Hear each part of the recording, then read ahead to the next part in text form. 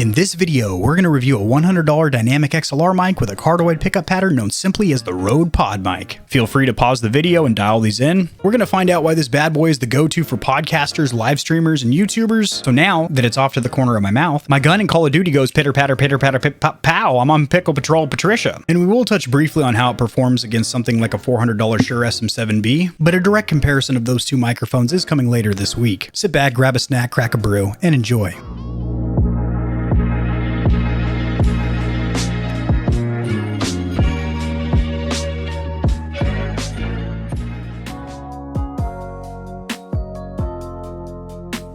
Rode's been making high-quality microphones since 1967, and because of their heritage or lineage when it comes to high-quality audio equipment, Rode, Blue, and Shure are definitely my go-to microphone brands for spoken word, whether you're doing a podcast, you're a live streamer, or a YouTuber. So the PodMic is a $100 dynamic XLR microphone with a cardioid pickup pattern, which is exactly what you want if you're the one-man or woman star of your show. Packaging is a little bit underwhelming, just some cardboard in here, no laser-cut foam or anything like that. Also, the quick start guide is so delicate and petite that this isn't satisfying anybody, ladies. In fact, this isn't even an instruction manual, this is more so a quick start guide as noted on the front here. Stick this thing on a boom arm. Hey, wearing lipstick improves the frequency response. Hey, shove the XLR cable in the tuchus of this microphone. Hey, it's a cardioid pickup pattern. Turn the capsule towards your suck hole for best results. So this bad boy comes in at 937 grams or around 2 pounds. So this is a very, very hefty mic, so you gotta have a substantial boom arm to carry it. Now, you can get yourself a cheap boom arm, but I have made videos in the past with cheap versus expensive boom arms. My go-tos are the Blue Compass, the Rode PSA-1, and the Gator frameworks. So a couple of features that make this a very high quality microphone, especially for the $100 price point. First of all, you do have this built-in mount, which also works as a makeshift shock mount. You do also have an internal pop filter underneath the screen to help with a little bit of your plosives. Peter Piper pickled a pepper.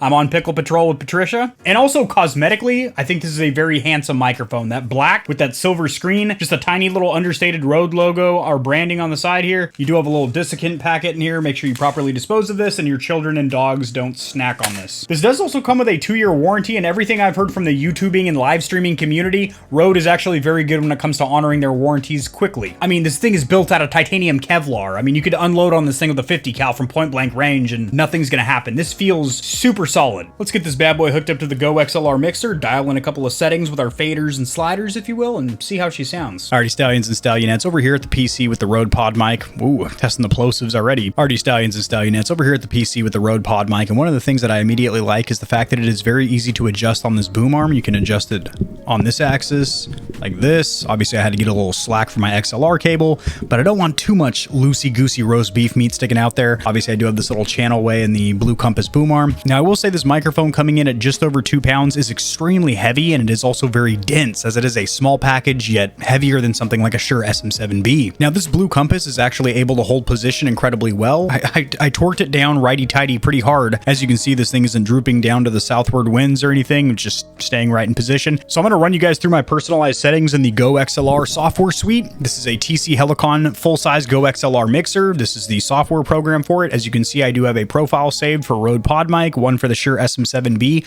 Technically, I should also have one for the Blue Ember. I do have the gain at 56 decibels, and this mixer does not need something like a cloud lifter or preamp. I wanted to specify in case any audio technicians are watching, yes, I know the mixer has a preamp, but I mean an inline preamp, something like a cloud lifter, to boost the signal prior to the mixer, as it does have a very good quality preamp right out of the box. These are my noise gate settings. I would not mess with attenuation, attack, or release unless you were an advanced user. I would mess with threshold, and basically if you go up too high, it is going to start cutting out your voice. As you can see, it's starting to cut out my voice there. However, you want it to cut out background noise in your room, such as your HVAC system, fans from your PC, as much of the keyboard clicking from your mechanical keyboard and controller as possible. So for me, around 58 decibels is good, but I can still whisper if I'm listening for some footsteps in a game.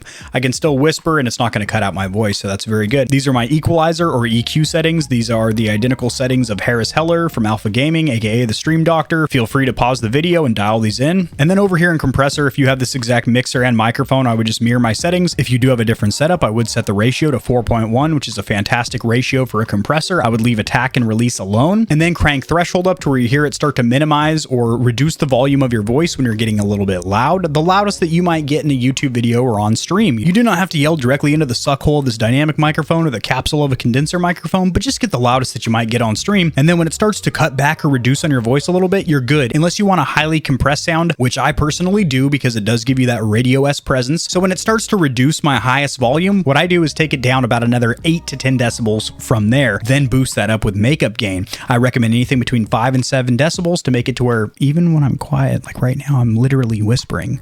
Or I get loud. Woo-wee, baby girl. That's another W in the bag. It doesn't matter. I'm not blowing out the eardrums of headphone users. Whether I'm speaking quietly, those sounds are getting amplified or boosted. Whether I'm getting loud because I'm raging or I'm exclaiming in excitement, not a problem. It's reducing, minimizing, cutting back the decibels on those to where it is one consistent volume across the board. De-esser over here, the XLR Mini, which by the way is getting delivered in about a day, and I will be doing a direct side-by-side comparison with the Go XLR full size, as well as showing you how to daisy chain them together if you want 8 faders or sliders to control different channels. That does not have a de-esser or motorized faders or sliders that move on their own, and you're also missing the soundboard as well as the audio effects suite, but it is less than half the price, so I think it would be right for some people. For me personally, absolutely not. There's no chance in hell. I had to pop for the full-size Go XLR. But as the XLR Mini is just powered off of USB to your PC, it does not have bus power or wall power. It does not have enough juice to run a de-esser, and a de-esser does just that. It cuts down on those harsh S's. So we're going to run that right now. That is the first test that we're going to do. If I turn it off completely, shh, ooh, that's harsh, right? Let's crank it up. Shh. Sandy sells seashells down there by the seashore. Wow, that sounds terrible. Now I keep it at 50, so you still have a natural organic sound to your voice where you do get a little bit of sibilance or that hissing in your S's, but it's not as aggressive on the ears. Sandy sells seashells at the seashore and also sells her sentimental secrets to scallywags, scumbags, and sailors. So that was the first test right there, the old sibilance or S test. Now let's run a Plosives test. This is with no pop filter whatsoever. Peter Piper pickled a pepper. I'm on Pickle Patrol Patricia. Now this is pretty close to my mouth, about 2 inches, as it is a dynamic microphone, not a condenser, so it is not as sensitive and does have to be closer to your voice. In Call of Duty, my gun goes pitter patter, pow. Please punish my pastrami with powerful penetration. Please bring pepperoni pizza to the party. Peter Pan plundered his pastrami in some sweet pudding. So it is not as good as something like the $400 Shure SM7B when it comes to rejecting plosives right out of the box without a pop filter. However, I'm going to help you guys out a little bit. It does not sound bad. In fact, it sounds substantially better than something like the Blue Ember, which also retails for $100, but that is a condenser. This is a dynamic. It will reject some plosives a lot better right out of the box. But some of the things that you can do, first of all, microphone etiquette. So pull back on your P's just a little bit. So I can pronunciate things like Peter Pan pickled a pepper. But if I pull back on those harsh P's just a little bit, Peter Pan pickled a pepper. Sounds a lot better. Another thing you can do, adjust your boom arm to where the dynamic microphone is actually at the corner of your mouth, not directly in front of it. What this is going to do is when you pronounce a plosive, the air that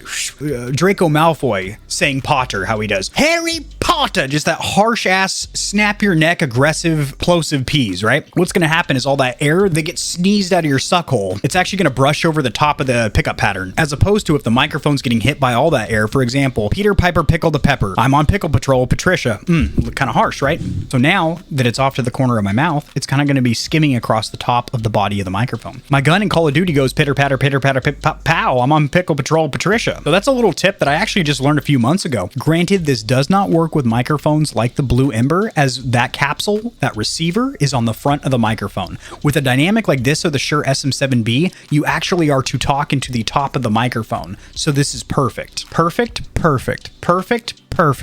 Yep, corner of the mouth. Gets them every time. So next up, we're going to do some off-axis rejection. So this is on the front of the microphone.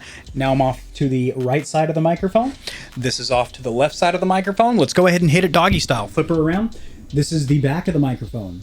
This is the noise rejection from the back of the microphone. Can you get my face back in focus? Sony A5100, hello? Thank you. Do I need to clean my lens off or something? Give me a hot tick. Another thing I really do like about this microphone that I just got to say right off Jump Street, off 21 Jump here, is the cosmetics. This looks amazing. In my opinion, this looks more handsome than a Shure SM7B. It's very close to a Blue Ember, which I think looks very handsome as well. But this just has a nice rugged design to it, a timeless classic design with that black metal outer body, and then that sweet little silver mesh pop filter there. You know, it gets your stream viewers to think, damn, this guy knows what he's doing when it comes to audio design and videography and cinematography and whatnot. Like, this is a high quality stream I'm watching there. Little do they know, you don't know what the fuck you're doing, but that mic looks sick on that boom arm though.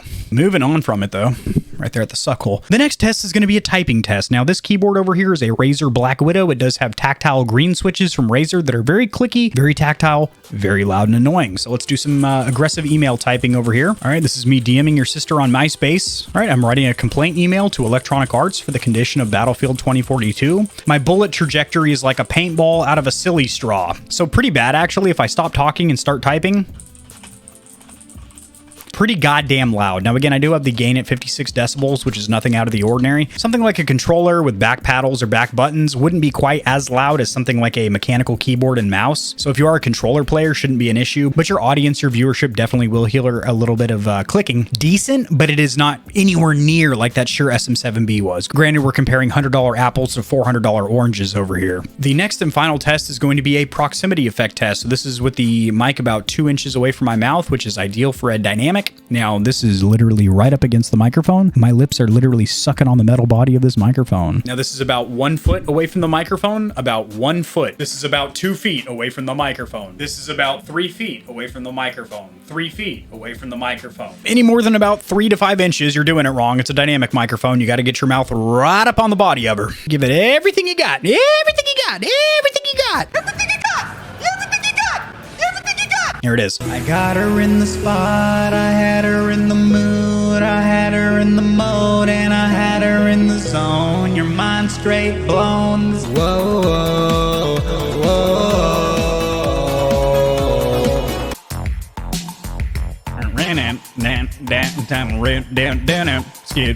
We're talking Miami Vice joint here. Little 80s Coke on a boat. Making a root beer float. Don't need to brag, don't need to gloat. Don't cross my moat. Hey, I got the Coke in the boat, make a root beer float. Don't brag, don't gloat. Over the next couple of days, I am going to be shooting a comparison between this $400 Shure SM7B and this $100 PodMic, considering they are both dynamic XLR microphones with a cardioid pickup pattern directed for the purpose of spoken words such as podcasts, live streaming, and YouTube. I'm also going to be doing a video comparing a $100 dynamic microphone versus a $100 condenser microphone. This is the blue Ember that I was using on my channel for probably the last 8 months or so. So what are my thoughts on the Rode PodMic over here? I'm actually incredibly impressed. For $100, the build quality is insane. The out-of-the-box sound profile with the same settings, equalizer, compressor, and noise gate, and de-esser, that I use on virtually every other microphone sounds very good. I like the way I sound out of this microphone. You have that deep radio-esque presence, good frequency response range. By the way, the frequency response range on this microphone is actually better on paper or on the box than the Shure SM7B. That's right, on paper at least. I think it looks insanely good. Now, I will say this thing is going to perform best with a pop filter. So if you are doing something like a podcast or something that doesn't require this microphone to be seen on camera, I would definitely slip some kind of a foam pop filter on. A couple options are linked in the description below underneath this microphone. But I will say if you are doing something like live streaming or YouTube where this is going to be seen, I would actually forego the pop filter. If you utilize those tips that I showed you with Plosives earlier, practicing proper mic etiquette, pull them back on your P's a little bit, and also putting the microphone more so at the corner of your mouth like this, as opposed to dead on the center, which I've been doing for years, you actually do avoid a good portion of the plosives. For example, I just said portion of the plosives, not portion of the plosives. Feeding into those cosmetics or aesthetics of this microphone, you actually see more of it cocked to the side, diagon alley here, than if you just have her straight on like that. There is definitely a reason that podcasters, live streamers, and YouTubers pick up this microphone over the Shure SM7B a lot of the time. The price to performance is very, very good. And again, I am going to be doing an in-depth comprehensive comparison between the $400 Shure SM7B and this $100 PodMic. Might as well just throw in the $100 blue Ember there as well, so we can figure out what is best for this application. Live streaming on something like Twitch, hosting a podcast with you and 3 friends, maybe shooting YouTube videos, maybe you're doing reviews at your desk, a little talking head commentary. Do you need a $400 microphone and a $600 mixer, or can you get away with a $100 mixer and a $100 microphone? I know the answer, but we're all going to know the answer in a couple days here. That is going to do it. If you enjoyed this video, liking it will help it to get seen by more potential YouTubers and live streamers, so this information can reach and assist them as well, help them make make a decision if the Rode PodMic is right for their setup and their needs. Subscribe for more content like this. I do honest gaming peripheral reviews, including keyboards, mice, headsets, controllers, mics, chairs. I have a link to my merch store as well as exclusive discount codes in the description below. Check me out on Facebook Gaming, where I am a partner and upload a ton of exclusive content, and I'll see you tomorrow. Peace.